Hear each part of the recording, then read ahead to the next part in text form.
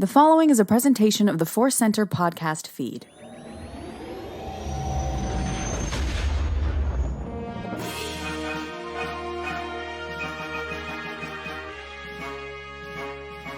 From the center of the galaxy, this is the ForceCenter podcast feed, and this particular episode is Q's of the Force. But where there are Q's, there must be A's, so we'll have those too. I'm Joseph Scrimshaw. I'm Ken Napzok. I'm looking for A's. I love it. When there's Q's, there must be A's in CinemaScope this summer. Yes. Just standing on a hill, looking into the horizon. Where are my A's? My beautiful A's. I have too many Q's. A's. Please give us A's. Here's one of our A's, an Audible intro. Today's podcast is brought to you by Audible. Get a free audiobook download and a 30-day free trial at audibletrial.com/ForceCenter. Over 180,000 titles to choose from for your iPhone, Android, Kindle, or MP3 player. We're continuing to recommend a book we just discussed. That is Battle Scars by Sam Meggs. Anybody out there enjoying the video game Jedi Survivor, mashing them buttons to make those lightsabers go and enjoying the story? How dare you? You might enjoy this book as well. We enjoyed it and had a really fun discussion about all the ideas in the book and about who these characters are and what matters to them and why and all sorts of great stuff. So if you're interested in checking out that book, you can get it free, and it really helps us. You can download your free audio today by going to audibletrial.com/ForceCenter. One more time, that's audibletrial.com/ForceCenter for your free audio book. And to be clear, I wish I had a PlayStation 5 so I could be mashing those buttons to make the lightsabers go. I look forward to playing this game when time and finances and physical space under my television allows. Might be the biggest issue with that PS5, which is great. Yeah, blessed to have it. Blessed to be playing the game. My struggles with it on live stream have been well documented, but since then I've calmed down. I've not streamed the game, and I'm finding my way around with a little less anger and still mashing buttons, but it's fun. And I'll tell you what, one of the reasons is this book, because I know the characters a little bit more. So download it, like Joseph said, audibletrial.com/ForceCenter. Let's just keep plugging it. Yeah, absolutely. So that's one A down. We got several A's to go. We're doing our Ask segment, letting people know how they can help us out. Ken, take it away. Yeah, our current ask is over on our Patreon page, patreon.com/ForceCenter. We'd love for you to consider checking that out. Great way to support the show, help us grow, and help us keep going strong.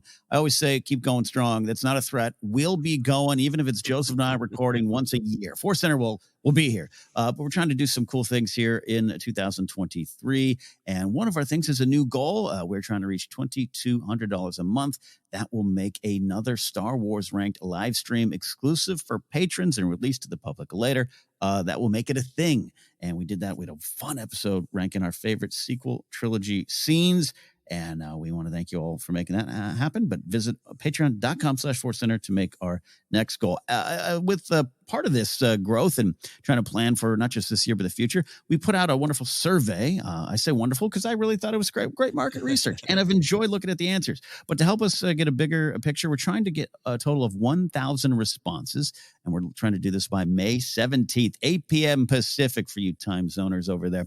To do this, you can find a link on our socials, but also surveymonkey.com/RSlashVJK8K79. surveymonkey.com/VJK8K79, like a droid that's going to help you move forward in a game. Those are our asks, sir. Yeah, those are great asks. And this isn't an ask, but a tease of an ask. I mentioned this on a news show. I've got a new creative project I'm working on with some wonderful partners. Ken is going to be involved, and I'll be launching a crowdfunding campaign, a Kickstarter for that very soon. So if you might be interested in that, keep your eye open on this spot and, the socials, as Ken said. I forgot that people used to. That's such an easy, quick word, the socials. The socials. Like Remember old parlances of the time that seemed like yesterday? It really is. That's when, Gen Z and millennials are like ancient, right? And it's like, I remember the early days of the socials. I kind of remember the first time, different podcast here today. I kind of remember the first time I saw, like, on news, the morning news, they're calling it social media. I was like, well, that's interesting. Oh, interesting. Oh, so you don't have to list Friendster and MySpace every time. You can combine those and just call them social media. Yeah, I don't even remember the first day. That is amazing. I think I remember where I was when I heard about email. Anyway, that made me feel creaky and old. So let's move on. Uh, Yeah. you know what? We have one more A. It's a wooga. It's an awareness of some tweaks that we're playing with as we keep looking at what we're doing here. We want to be able to make sure that we have time to discuss all the questions in depth, but not get the episodes too super long as we sometimes do on Force Center. So we're experimenting with a slightly different structure here on Cues of the Force. We're going to have 2 questions from our patrons on Patreon. That's going to be coming up first. And then we're going to do 1 question a week from Twitter because we don't get as many questions there. And then we'll still be doing that Power of the Light Side segment. So slight change up, but everything else remains the same. We're taking the cues and we're hopefully giving some A's. Are you ready, Ken? Yes, sir, I am. All right. Well, we go first then to patrons on Patreon. This comes to us from Robert Meadows. Robert says, "Greetings all. I was rewatching Tales of the Jedi, and it seems like Qui-Gon's death was the final nail in the coffin for Dooku choosing the dark side. If Qui-Gon had lived, could he have saved his former master and old friend? Dooku seems confident in Attack the Clones that Qui-Gon would have joined him if he were alive. Yes, they both agreed that the path the Jedi were on at the time wasn't the right one, but I still don't think Qui-Gon would have joined the dark side. I think Dooku only believes this because of how corrupted he was by the dark side and how he couldn't let go of Qui-Gon after his death. If Qui-Gon had lived, I think there's a small chance he could have brought Dooku back to the light. What say you?" Mm, mm, I love that turn of phrase. What say you? It makes me feel like I should say yes to some mead in a hall, and mhm. also say yes to everything that Robert said. That's my spoiler A, Ken. I agree with all this. Where are you at? I kind of do as well, Robert. This is a very insightful question and comment and thought starter here. And it also reminds me that those Tale of the Jedi episodes, all of them, the Ahsoka ones included, but God, especially the Dooku ones are just spectacular. Some of my favorite recent Star Wars storytelling because it Mhm. brings this all up. It also kind of highlights the tragedy of someone like Dooku making these decisions. And I do believe there were decisions in conjunction with some corruption, but I think that's what corruption does. It kind of maybe leads you down a path to make some of these big decisions. So, yeah, big yes to all of it. And I'll just start simple, Joseph, and pass the talking hammer back to you. I do think there's a good chance, even maybe higher than a small chance, that he could have brought Dooku back to the light. And maybe even a bigger chance that maybe Dooku pulls back from some of it if Qui-Gon is alive and is they're able to have more of these discussions. At the end of the day, I still think he was on this path and that could have all could have happened regardless. But that's where I start with this. Yeah, I think it's a great place to start. But I really love everything that Robert lays out, and I Mm, think that his analysis of Tales of the Jedi um, that Qui-Gon's death is the final nail in the coffin, not for Dooku necessarily, uh, for any possibility of Dooku stepping back. He was already pretty far down the line of the yeah, dark side, right? When he's meeting with someone he knows yeah, is a yeah. Sith Lord. Uh, Mm, so I think it's really the final nail in the coffin of any chance of Dooku turning back, and I think that's what's so great about that episode of Tales of the Jedi, the Sith Lord. Um, mm, we see these 2 competing forces on Dooku. He wobbles a little bit on the dark side. He questions whether the end result is going to justify what he's done. So mhm, I think such a huge part of the dark side is lying to yourself. It's giving in to your anger and your fear and in your lust for power. But there's mm. always, not always, I guess, often in Star Wars, an immediate rational justification for it too.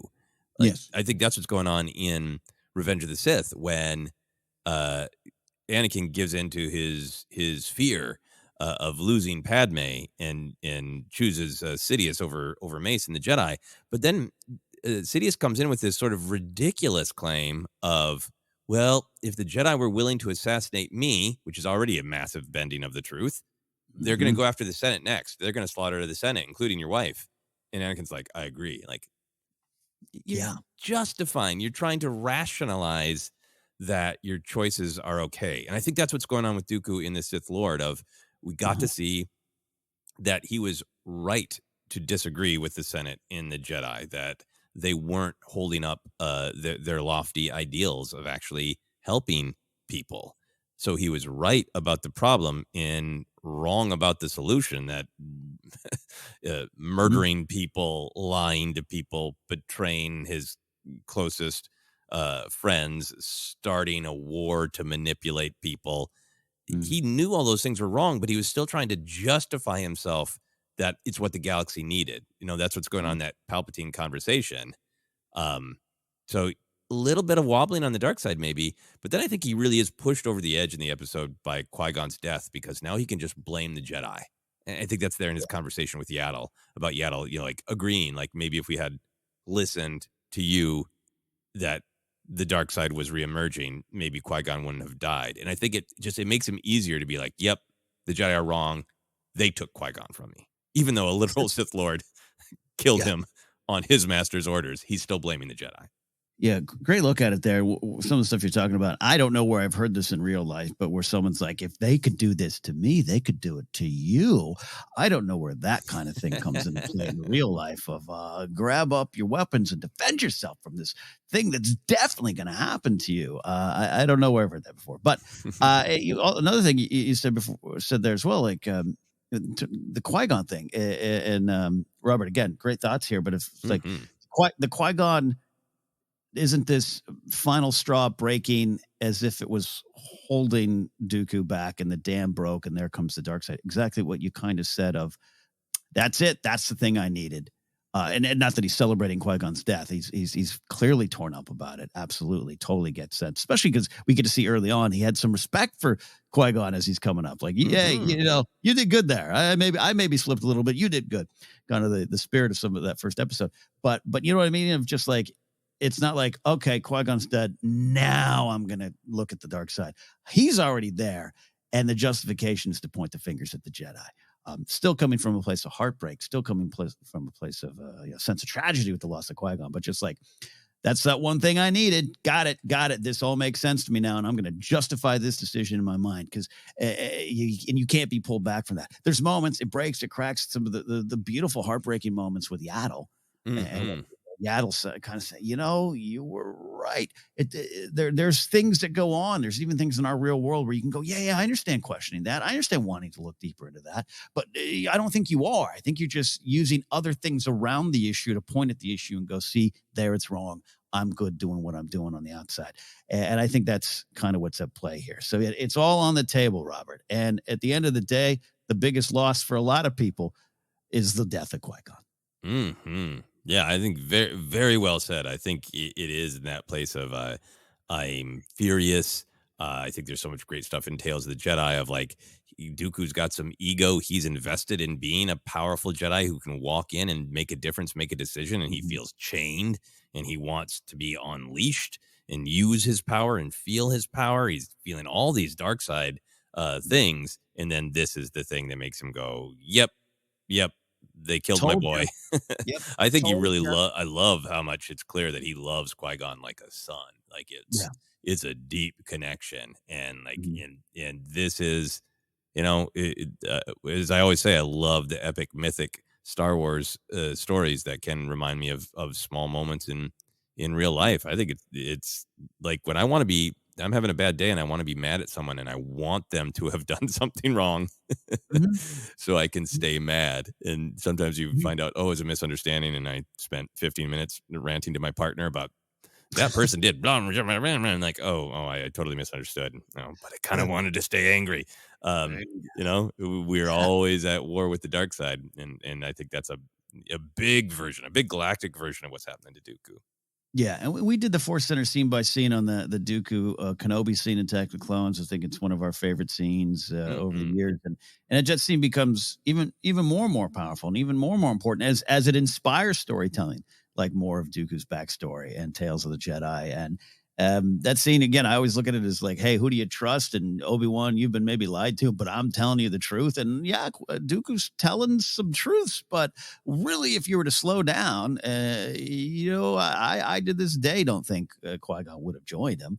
He might have been like, "You got a point there. Got a point there. Ooh, I don't like that point." I think would have been a discussion. There would have been some Qui-Gon Dooku discourse going on, but from Dooku's point of view, that was the truth. And Kenobi was faced with some hard stuff right there, but he had to find the light, find the truth, and makes that scene much more powerful. No, I really agree. And I think by Attack of the Clones, maybe Dooku has convinced himself that Qui-Gon would join him in his continued rationalization of like Qui-Gon knew what was wrong with the Senate in the Jedi. Yeah, but I cannot imagine a world where Dooku and Qui-Gon would have sat down and Dooku would have been like, we really need our own government.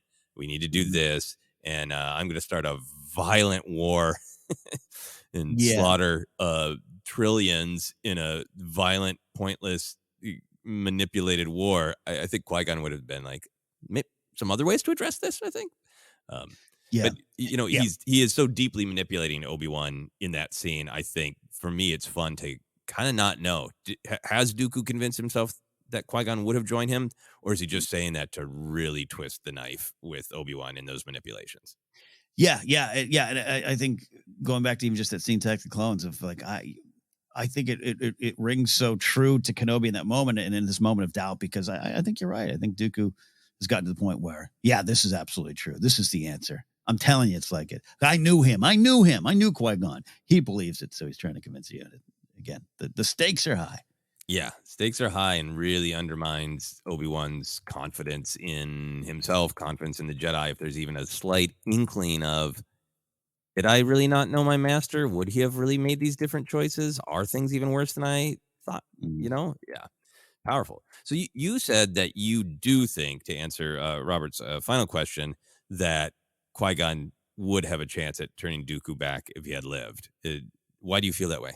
I feel that this connection was strong, and that this also would have been, timeline becomes foggy, especially with the new Tales of the Jedi stuff, but there would have been a number of years for Qui-Gon to get at him. That makes sense. So it would have been a long form. I still think Dooku was already there, not necessarily signed the paperwork on his new Sith robe, but like he was sliding, right, and already making big decisions by the time. But Qui-Gon's dying. He and Palps are already working on things, right?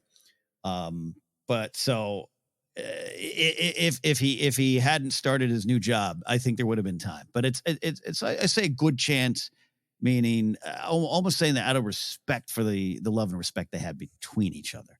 But I still think, again, not to take it too specific real world stuff, but there's those situations in our own lives where you just have to go, you know what? I'm trying to talk to you. I don't think I'm going to reach you. And this is sad, but you're going your way, I'm going mine. And I think that could have been at stake with Qui-Gon and Dooku's relationship there. Yeah. I think because they were so aligned on what the problems were in the galaxy, that maybe that is an entry point of like, I agree with you. There's got to be a better way to address that than causing all of this pain. And even though you're right about the issues, what are you getting out of it, Dooku? Is this really about the issues, or is this about the fact that you kind of resent that you never got to know your family? Do you resent being held back in how you use your power and when you want to use it? Is this more about you than it is about the galaxy? Even though we all agree about the galaxy, I think Qui-Gon would be in a good place to make those arguments. And I feel like that Tales of the Jedi, the earlier episode where Dooku does go pretty dark and Qui-Gon stops him, and Dooku basically says thanks. I think they also both know like this dynamic has been at play for a long, long time, and in some ways it can be easier to turn to somebody when you have a problem, when you know that they know that you've been wrestling with this for a long time. And I think there's some of that there. I also generally feel I have a personal strong opinion that Star Wars is really careful about how it tells the story of turning people away from the dark side, getting them to make a better choice. And it's on a scale for me. Yeah. Vader's the hardest. Ben Solo's a 5. What would a Dooku been, an 8? Like, it's not it's Yeah. about the relationships. The reason Luke needs to Mhm. face Vader is because they have a relationship. Mhm. So I feel like Star Wars does a good job of often telling the story of, if the person who has turned to the dark side can any way justify blaming you, you're not going to be able to get through them. Yeah. Obi-Wan had no chance to get through to Anakin. I think even Ahsoka didn't really have a chance to get to Anakin, because even though she was a Padawan, a sister, a daughter figure to him, she left him. Yeah. And I think he's got that resentment there of like, well, maybe this wouldn't have happened if you hadn't left me. Yeah. Luke, I think that's Luke's knowledge on Crate of like, I helped push you over the edge in that one horrible moment, and I know what that's like, and I know you're not going to listen to me. Maybe you'll listen to your dad, Yeah. the memory of your dad. Maybe you'll listen to your mom. Maybe you'll listen to Rey someday, but I know you're not going to listen to me right now. And I think that Qui-Gon is in that position to be like, Dooku didn't want to listen to Yaddle's mea culpa after the fact. Yeah. Yeah. He wasn't going to listen to Yoda. He sure as hell wasn't going to listen to Mace Windu, right? All people he could blame, but could he blame Qui-Gon? Mm-hmm. I think that's why Qui-Gon might have a chance to get through to him, because I think down deep, Dooku might feel like, I'm saying Qui-Gon would be with me, but I know he wouldn't. I know he'd be so disappointed in me. Yeah, yeah. I love what you say. This is when we get into the emotional weeds of Star Wars, and even go to the Ahsoka Anakin moment at the end of Clone Wars. Like, I think Anakin's in that spot too. He's clearly, the Ahsoka factor, and you, like you said, kind of upset. You left me too, but man, what a way to kind of turn that back on the Order and the light side and the Jedi, right? Mm-hmm. You did another thing you did to me. Another thing you're doing to me. And that's the little twist on it, going even to the Dooku and Qui-Gon of it all, and it being a final straw. It's an emotional final straw indeed, from a certain point of view. Yeah, very much agreed. Great question, Robert. Thank you very much. We're going to move on to our next question. This comes to us from Patron on Patreon. Stephen Campbell. Stephen says, hello there, Ken and Joseph. A lighthearted question for you. Between The Bad Batch, Obi-Wan Kenobi, Andor, and The Mandalorian Season 3, we have been fortunate to be spending much more time on Coruscant. While experiencing these new stories, old thoughts I had from watching the prequels started popping into my mind. What's the deal with Coruscant's air traffic control? On screen, we see these massive buildings reaching into the atmosphere, with all the aerial vehicles traveling in organized paths across the planet. Whenever we see our characters traveling across the city, they always violate traffic safety laws, travel however they wish, and face no repercussions. I understand that many of these instances are due to an emergency, such as Anakin and Obi-Wan's chase in Attack of the Clones, or Keller and Beck's escape in The Mandalorian. But on the other hand, we have Dr. Pershing, a reformed Imperial, getting special treatment by not having to sit in the Coruscant traffic and taking the shortcut to the Amnesty housing. What gives? Since you have both expressed your frustration with traffic in California, I'm sure you'd be upset if some person bypassed you, all with a sense of importance. Thanks for your thoughts. Keep up the great work, and may the Force be with you. What are your thoughts, Ken? There's so many thoughts. The big reason I'm laughing, I love this question, Stephen, is there's a moment when Dr. Pershing is being transported by that droid that it's an awkward moment for me, but I love it because it's so awkward, where the droid is looking back and talking to him, and Pershing is kind of like, hey, look at the road type of thing. Yeah. I don't even know if the droid needs to do that with sensors and whatnot. But like, that was one of the times where it was like, well, yeah, what are the rules in court? Like, is there a stoplight? Like, are you going to run a stoplight? Like, what are you doing? So I have thought about this, and I love that there's chaos there. I love that all these chases. That's why I love the opening of Attack of the Clones, right? Just it's like, love the music, love the vibe, but it's, what's the rules there? And I'll tell you, now that I'm this seasoned world traveler, having spent time in Paris, California got nothing on Paris. California, you just sit for a long time. Mm-hmm. All right. You just sit. It's a patience game. How long till you get angry? All right. That's California traffic. Paris was insane to me. We're just no rules. There was no rules. It's the more Coruscant, like in New York too as well. But like New York too is also like, how long are you gonna be in this intersection? When even the fire trucks are like, I don't know, the lights are going, we'll get there somehow. Paris was Coruscant to me, and I don't. What gives is a good question. I would love to see like traffic cop droids in Coruscant. Like, what tickets are you riding for? Because I don't even know. I would love to go. I'd love to see Tales of the Jedi, but Tales of Coruscant Traffic School Edition. Like when you have to, how do you learn the rules? Let's explain that, Filoni. Yeah.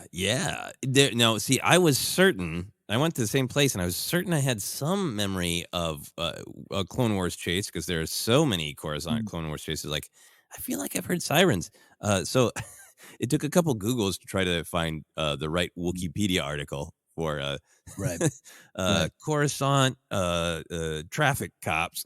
It was a fun Google, but I was reminded that we do see some kind of police speeder, traffic speeder, responding to a pursuit in the Clone Wars episode, Pursuit of Peace. Here's the Wikipedia entry: is Amidala was fighting with Hoikia over control of the speeder with Rabinon. I picked the one with the hardest name to say. Raminer. They flew past two police droids holding a position on a corner street in a Coruscant police speeder. So they flew past a speed trap. The droids immediately began the pursuit, and Amidala was finally able to briefly shake off the two bounty hunters. As she turned the corner, several police speeders surrounded her, bringing the chase to a stop. Amidala demanded the thugs to be arrested, but not seeing Robinino or Hyoki, the police only noted the speeder was stolen and placed Amidala under arrest.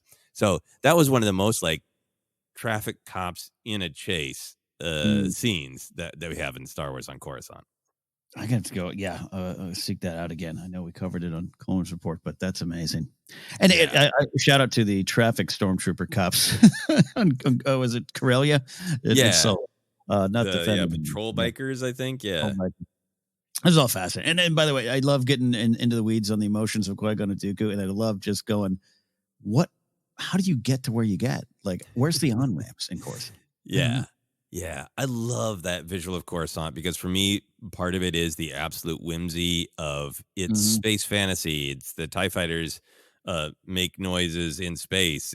We're not gonna explain tracking fobs. Just trust us. Or how do the Mandalorians make their jetpacks go? Back muscles, it seems like maybe there's a button.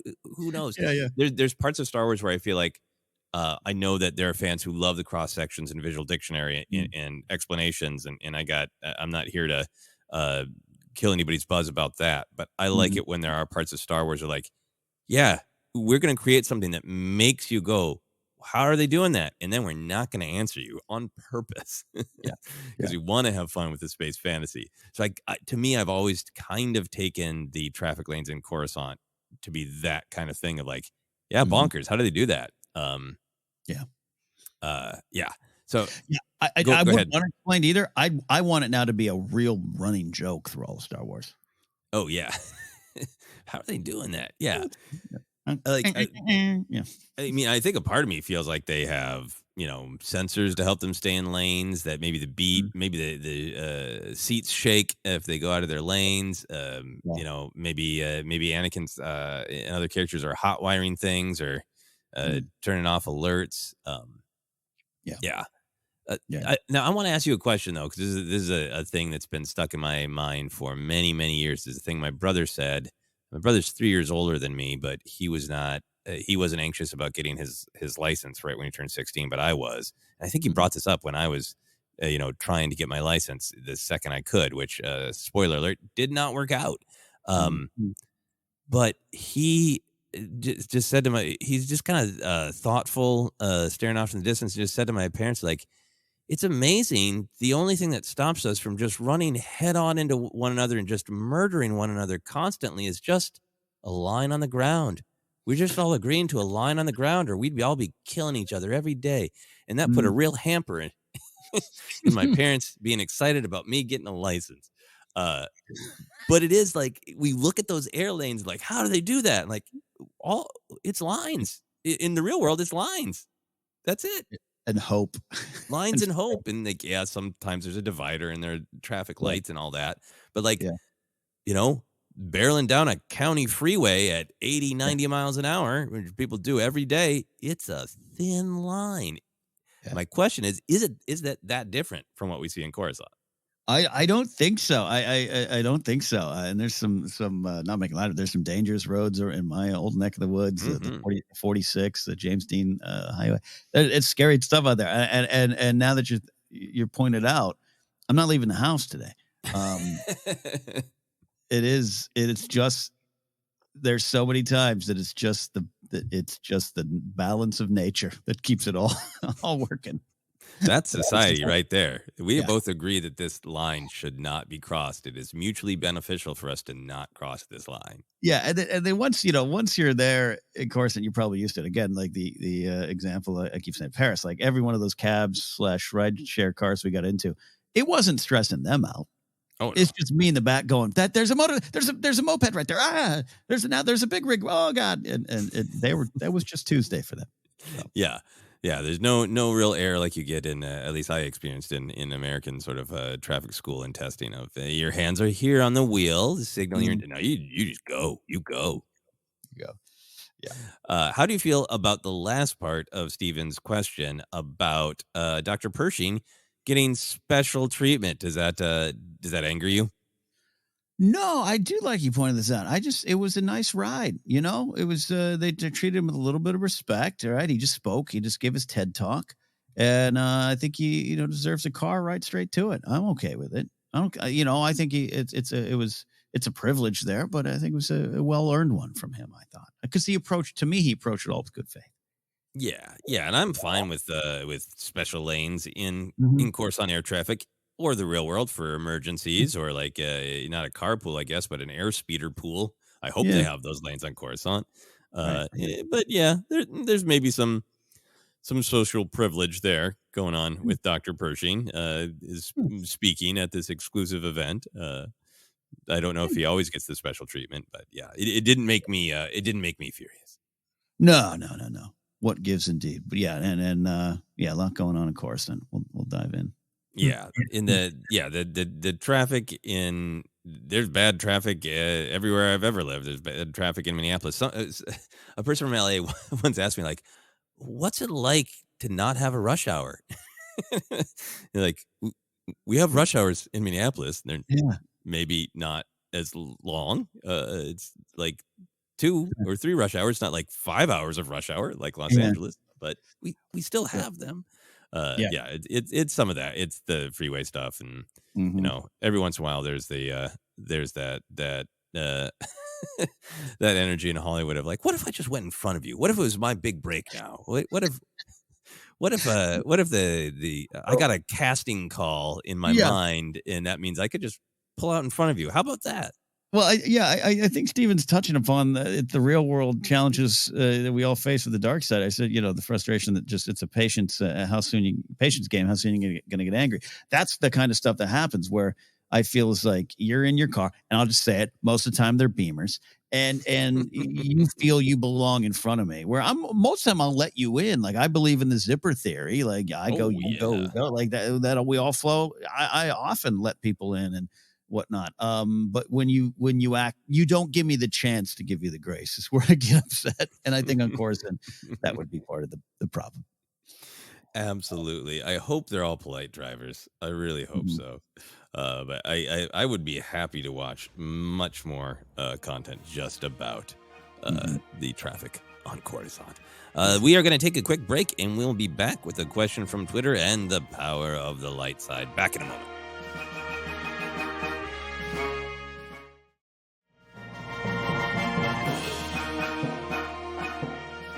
And we are back with another cue. We will prepare the A's. This comes to us on Twitter from Justin Anderson. And Justin says, following the Bad Batch, what do you think the next ongoing animated series will be about? And what would you like it to be about? Set when, etc.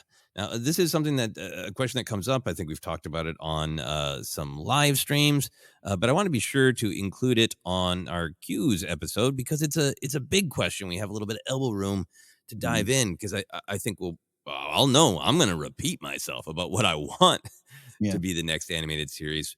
But I'm also really interested in talking about if there's going to be another animated series.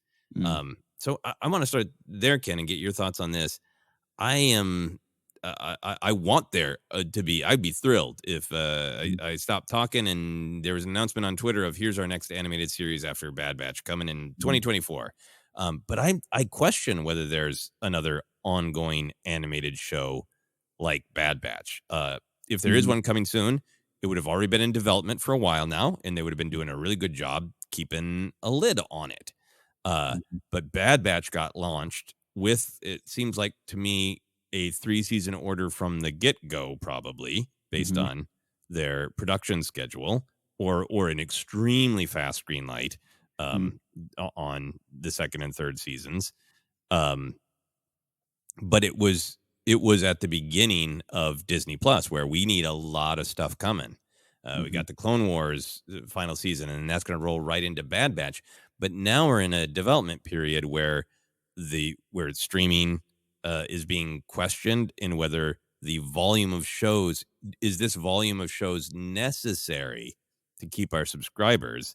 All that makes me really wonder if they have an ongoing animated show banked, or if we'll be looking at more short bursts, like here's season 2 of Tales of the Jedi, here's another volume of Visions, maybe more Young Jedi adventures, but not a Clone Wars Rebels Bad Batch type show. I think it's a great point. It's something we haven't really discussed before. Yeah, this is a great question. We call them the ForceCenter temperature check questions of what are you feeling right now? And quite frankly, my answer changes a lot because my desires for another animated show changes a lot. So we can get to that, but I actually kind of agree with you. Don't love scoop culture and everything, but like, remember young Tales of the Jedi and like even Young Jedi Adventures kind of leaked out there that there was some artwork and stuff. And again, I don't support that kind of stuff, but there's nothing yet. So maybe they've learned to keep it a little more under lock and key. No one's sneaking in parking garages next door to an animation studio and taking photos, but there's a lot that's changed. And one of the things, Filoni's moved on to live action, but still has his hand in it, and executive producing and idea guy, and Tales of the Jedi is very much from him. But there's wonderful names behind him that can continue the tradition. Jennifer Corbett, Brad Rao, Athena Portillo, Karen Beck, overseeing so many things at a higher level. So I hope that they can, but yeah, it's a different game right now. And Bad Batch season 2, I'm kind of telling people in private conversations, so I'll say it now here. It's kind of my favorite of Star Wars television so far. And that's what I love for Kenobi, a love for Andor, a love for Mando. But Bad Batch season 2 moved me and surprised me and was something that I wasn't expecting and just kind of enriched my Star Wars fandom, I felt. So I'd love to see more of this, but I don't know what it did in terms of numbers. They'll never really tell us, which is, by the way, part of the reason we're striking. They're striking. They hide those numbers really well. So I do question if we'll have something immediately. Yeah. Yeah, I mean, and that question of numbers, I think it is, you can find wonderful threads about this. I would recommend John Rogers on Twitter, JONROG1 is his handle. If you're looking for just more a consolidated place to get big picture stuff on the strike. But yeah, it definitely is. I mean, part of it, what writers are talking about is like, well, if there's massive value in a show, like this is how many millions of views it's getting, maybe that should be reflected in what the writer's being paid. But it also, to me, not knowing the numbers for something like Bad Batch that I loved and would go to the mat for, it's also just about this relationship between the streamers and the companies and the audience. I mean, you remember it when more things were network, and every once in a while, audiences could save a show because we understood the metrics of like, okay, not enough people are watching, so Honda isn't buying ad time during this show. Well, let's show Honda there's enough of us, or let's show the network that there's enough of us watching. And not knowing the numbers of something like Bad Batch to me makes the difference, because like, I don't know, like, what do I need to do to what's the metric that Disney Plus would consider a new animated show like Bad Batch to be important? Yeah. The audience doesn't know, so how can we advocate for it? We can just go, I liked it. That's an essential thing to me about all this too. A little bit of a side conversation there, but we're in that era of talk. Yeah. I'm with you. I absolutely love the Bad Batch. I had a good talk with a friend recently on a podcast that's not out yet, about she initially kind of really picked up on the fun premise of the Bad Batch is here's 4 dudes with a shtick. Mhm. And I was able to tell her, like, it goes so much deeper, Mhm. and the amount of depth that they've accomplished in Bad Batch, the actual beauty of the animation is Mhm. so great, and I would love that style of animation, and some of that creative team, maybe even other people like you're listening step up. That would be so Mhm. great. But I'm concerned that it's being questioned, and animation takes so long to develop, Yeah. and Yeah. depending on whatever metrics there are inside Disney Plus of what do we want other than the very ambiguous more content, Mhm. so Mhm. people don't drop their subscriptions. Is there a metric of we need a new Star Wars of some kind Right. this many weeks of the year or whatever? And then the question to me is, i- if that is a metric, is that being fulfilled by season 2 of Tales of the Jedi, which I'm thrilled about, of Visions Volume 3 in a couple of years, Right. a green light for Young Jedi Adventures season 2 in a couple months? Is that enough, or is there a feeling that we need another Bad Batch? Mhm. That's a great point that even something like Visions or Tales of the Jedi could suffice. And I don't want that to be the case, but business-wise, that could make sense going forward Yeah, for at I'm least immediate future. Yeah, and I'm thrilled with Tales of Jedi and Visions. This is not in any way a criticism of Yeah. those, and I think there has been a real focus on the animation side, everything from Forces of Destiny to the Galaxy of Adventures, to now Young Jedi Adventures, to know that animation is a good place to get young Star Wars fans started. So I think there'll keep being things like that no matter what. Mhm. Mhm. Mhm. So if we were so lucky to have what we want is another Bad Batch, another Clone Wars, another Rebels, another Resistance, I think some people would put that on the same level, even though it was pitched to a slightly lower age demographic Mhm. initially. If there was another ongoing Star Wars series, where are the waves of the Force taking you? What do you want today?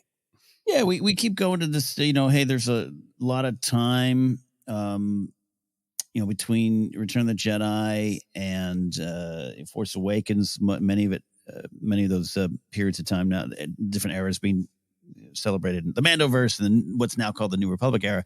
There's still, to me, this wide open space, and we can move even closer to the events of Force Awakens, not unlike Star Wars Resistance, which, by the way, take some of those characters and explore them going forward. Same style, maybe, I don't know, age it up a little bit. But I think you and I would agree, and a lot of people listening, that the 2 seasons of very interesting, intriguing Star Wars storytelling mixed in with some different vibes that maybe didn't work for everybody. Totally get it. But Kaz is a great character. Jarek Yeager's a great character. I mean, there's so many wonderful Mhm. stories in that time period. The Doza family, everything about it. So today my focus is on that and how you could take those characters, some of them at least post Rise of Skywalker. And if we're saying there's some time, they're just now kind of saying, hey, we got these 3 films we're going to do, and this is New Jedi Order is part of the era going forward. Ray's got her story on the big screen, but like you could move into a series that kind of gets us 15 years in the future in a way. Mhm. State of the Galaxy, there's that comment we talked on news this week of Kathleen Kennedy say, the Jedi are in chaos. We don't even know how many Jedi are out there. It's State of the Galaxy thing. That'd be a great place to explore it on a more granular level, taking some of those characters we've already had established, mix them in with some ones that we know. Yeah, I would love that. I think some people felt like Kaz was going to be force sensitive, that he had these Mhm. sort of the sort of the clumsy force was with him. Oh, he knocked things down Yeah. and it worked out, kind of thing. Yeah. Yeah, that would be fascinating to explore. I think Mhm. that's a really Mhm. great idea. I know it is a repetition, but it is the truth in my heart. I would love a Luke Skywalker's Jedi Order show. Mhm. And you and I have been talking about that in different combinations for years. Sometimes we've both been like, oh, what would Luke and Lor Santeca going around discovering Jedi stuff. I think I'd love to have some Lor Santeca stuff going on. But what I would really, really love is a Luke Skywalker's Jedi Order. If they keep to the canon of that Rise of Kylo Ren comic book, we see that he's got not only a school on Ossus, but what appears to be an order with some Jedi out in the galaxy on missions. If I got my timeline right, the Force Awakens, it's about 6 years earlier where everything falls apart. So if you had a series set about 10 years before The Force Awakens, so you got an older Ben Solo who could be going out on missions. There's nothing that we've seen to say he's a student of Luke's, but there's nothing to say that he's not being sent out on solo missions as a Jedi.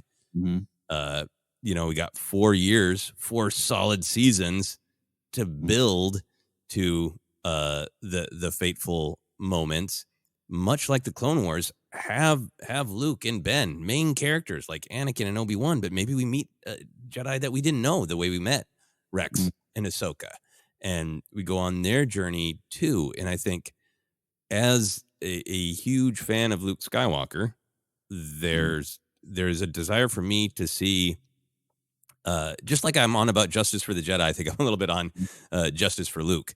I love The Last Jedi, and I think everything in it tracks beautifully. But I think Luke is being hard on himself of like, yep, he made some mistakes. He couldn't keep Ben from the dark side, and he had that moment of seeing this horrible vision of everything that would fall apart because of Ben falling to the dark side. And he had a brief instinct to try to stop it. Maybe that's Jedi defense. Maybe that's selfish. I'm going to lose what I love. And then he realizes he's wrong instantly and turns the blade off. Yeah. But it was that one moment of weakness that really pushed Ben over the edge. And that's what Luke is tearing himself up about. He so wants to be perfect. And he had one moment and he can't forgive himself for it. And that's what I love that story in The Last Jedi. But I think there's plenty of room to show that for many years, he made great choices and he helped lots of people. And he was a good Jedi master. And that there was a reason that maybe his ego got a little bit away from him because he was effing awesome. Yeah. And I think there's room to tell some triumphs of Luke Skywalker that still absolutely work with his beautiful story in The Last Jedi, in my opinion. The Triumphs of Luke Skywalker, a new series coming soon. Yeah. I love what you're saying. Yeah, there's just a reality of we had 30 plus years between these movies, between that character story, 6 and 7, and so just by default, you lost out on some Luke stories. No matter what you did with him in 7, there's so many adventures still to hear, and because we did get a lot in Legends, I understand that maybe you felt like you missed him. Maybe you wanted more time with that Luke. I understand that. And that's why his appearance in Mando was good, tear-inducing for people. I'm there for those emotions. So if an animated series is the best way to explore that on that deep of a level, sign me up. Sign me up. Yeah, because I'm there for the triumphs of Luke, and I'm there for the seeds of hubris and the seeds of, I don't quite know how to get through to Ben. I'm trying so hard, but I don't quite know how to get through to him. Maybe it's a mistake to have him more isolated from his mom and his dad. Maybe that isn't what he needs. And having those seeds of doubt and getting to spend time with them as well and treat Luke the way Obi-Wan and Anakin are treated in the Clone Wars as animated series as heroes who are fallible. And then, hey, Ben Solo, pretty great character to spend some time with. And I think the other part of the reason that I'm so excited about this possibility is it feels in line with what's going on behind the scenes, in that Filoni has said in interviews that it's great that Mando succeeded, and now we can maybe flesh out that big question of what happened between Return of the Jedi and The Force Awakens. We've all wondered, and now there's room to maybe tell some of those stories. And the fact that Filoni himself has been interested in telling Luke Skywalker stories and showing the building of Ossus and the school makes me feel like a creator who is positioned to help make this happen is interested in marking the timeline of the arc of these characters and having some ideas of where they go. Like, I absolutely love the idea of a resistance type show about Kaz and Yeager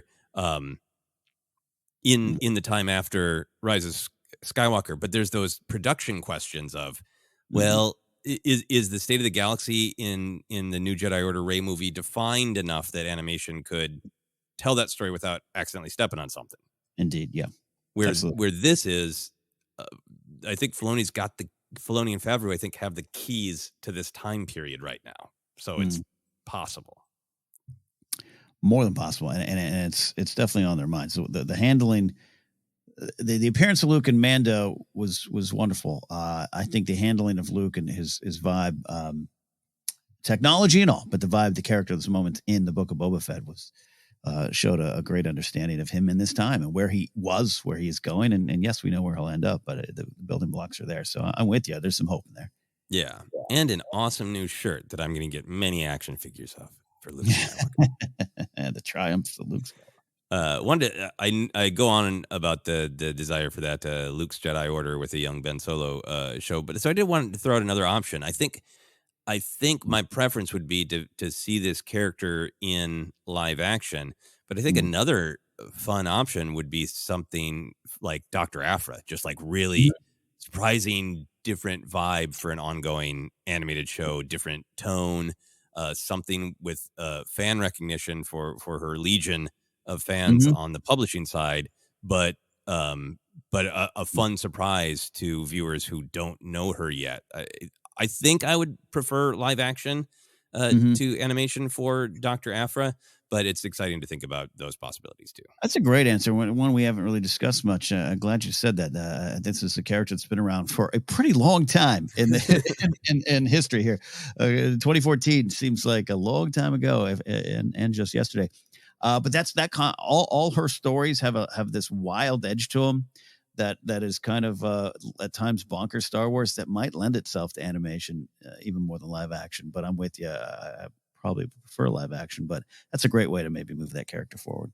Yeah, exciting. I hope, I would love to be wrong, and I hope they announce a new long running animation show soon, along with Tales of the Jedi and Visions and Young Jedi Adventures. Totally with you on that. Excellent. All right, we are going to move on to our final segment, and that is Power of the Light Side. If you are a patron on Patreon, we put out a call for just a fun memory, a happy memory, a way that Star Wars has moved you or made a difference in your life. You can go to the post page and scroll down to the picture of Obi-Wan Kenobi smiling at the Skywalker twins, and you'll see the call for these submissions. This one comes to us from Ethan Truman. Ethan says, "Hello, ForceCenter. My Power of the Light Side today is about community, specifically this wonderful ForceCenter community. As I'm writing this, it is the Sunday of Celebration 2023, and I'm sitting on my couch watching the live stream and chatting on the Patreon Discord server about everything going on across the pond this weekend. It's been so great to feel the community spirit this weekend as we have all been celebrating together, whether we are in London on the convention floor or we are in our own homes, on our own couches, in our pajamas at 4 a.m. It's been especially great for me because I don't have a lot of people in my life that I can get this far into the weeds with about the thing I love. My wife is patient with me and will listen to me go on and on about Grand Admiral Thrawn, Wilhelm Screams, Dave Filoni and Jon Favreau, Rilro Hood and Narkina 5 prisoners. But it has been great to be able to connect with a group of people for which none of those things need any explanation and who already speak that language. So thank you to all of the lovely people and to you, Ken and Joseph, for creating such a nerdy, accepting, and loving fan community. I hope one day I'll be able to make the trek to a celebration in person. May the Force be with you always." May the Force be with you, Ethan. This is great. Ken, what are your thoughts? Yeah, as we always say, but we're gonna keep saying it. We'll never stop saying it. It's you out there that make this community such a wonderful spot, the ForceCenter community. But the celebration vibes, even from far away. Ethan's making me wistful for last month, Joseph. That that experience out there in London ended up being so rewarding when I admit I had some anxieties and some trepidation about getting out there, just like I do with Tokyo. It's a big trip for us, but just like it was a big trip for a lot of you to come out here to Anaheim and Orlando. It's so nice. And my memories, there's so many wonderful memories, right, that we formed immediately. But I love, I would get up and leave the hotel and go forage for some sort of breakfast. And there was a couple of grocery stores near us, and I would go get my Oasis black currant flavored drink, whatever it was in the morning, coffee, and pass by those two hotels. Is that little stretch of lane there leading to the convention center, and just seeing all the people getting dropped off, getting off the train, getting out the cars, the black cabs and the rideshare cars, dressed or carrying a lightsaber, and knowing that they're going to that convention to feel that vibe. And knowing that vibe was also felt on Ethan's couch at 4 a.m., it's truly a wonderful, wonderful thing. And we'll hold on to that, as the fandom always will have its rough seas it's got to navigate. But great stuff, Ethan.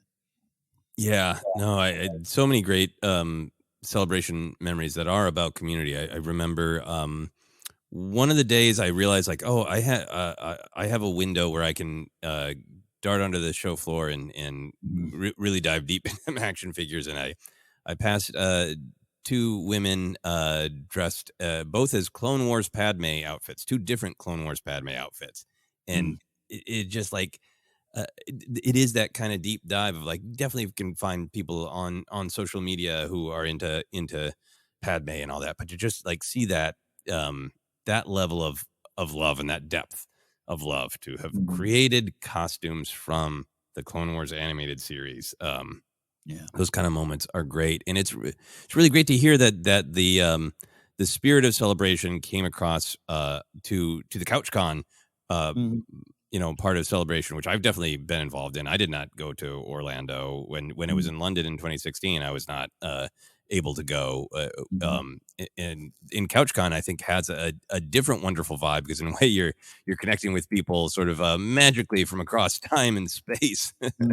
4 a.m. in your pajamas, and in a lot of ways people at home can process the news much better, and actually watch the trailers multiple times without fighting with hotel Wi-Fi and things like that.